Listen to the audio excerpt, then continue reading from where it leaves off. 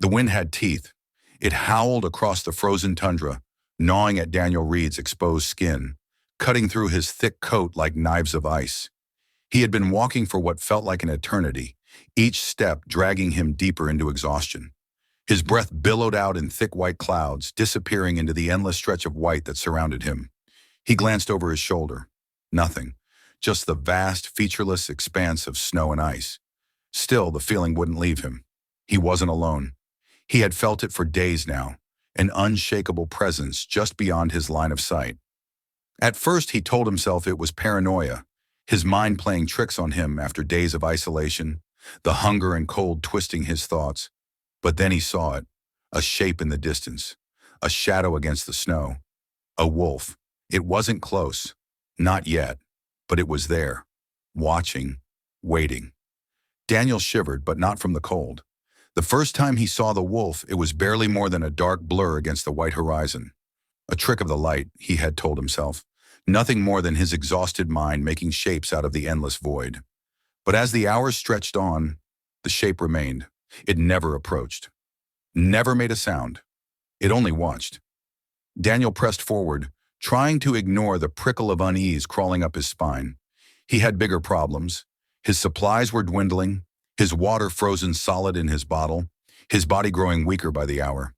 He was lost, completely and utterly lost, and every step felt heavier than the last. Still, the wolf followed. By the third day, Daniel was certain of it. Whenever he stopped to rest, the wolf would appear, a dark silhouette against the snow, always at the edge of his vision. It never came closer, never revealed any aggression. It simply lingered, keeping a silent vigil over his struggle. The thought sent a shiver down his spine. Why? Was it waiting for him to collapse? Waiting for the moment he was too weak to fight back? The cold was unrelenting. Daniel had long since lost feeling in his fingers, his face numb from the biting wind.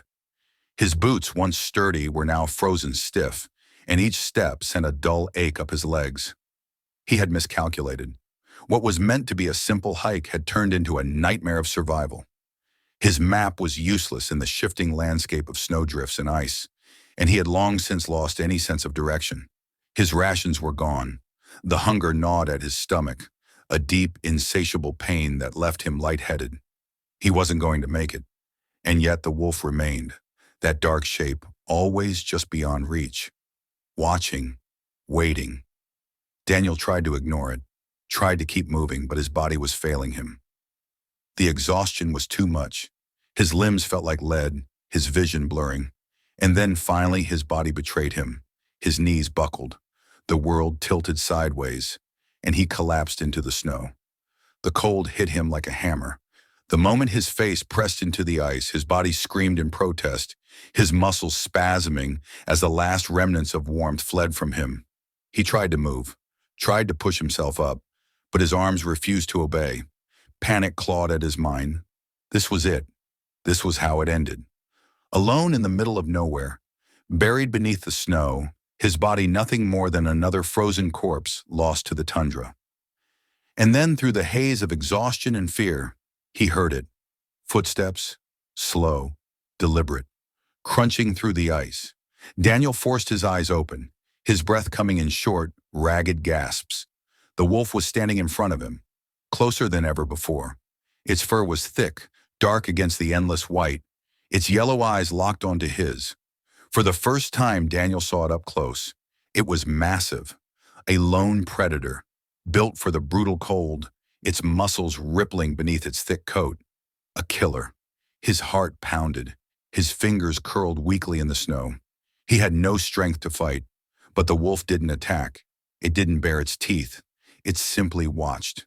Then in a move that defied all logic, it stepped forward, slow, careful, and lay down beside him.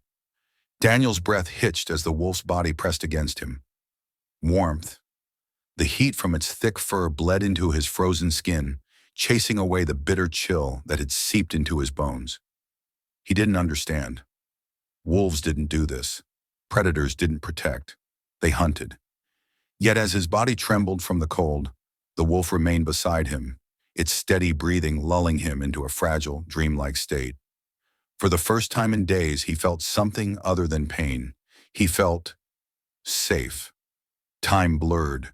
The wind howled around them, but the wolf didn't move. Daniel drifted in and out of consciousness, his body still weak, but every time he stirred, the wolf was there, unmoving, keeping him alive. The storm raged on, but the wolf's presence kept the cold at bay. It was the only thing standing between him and death.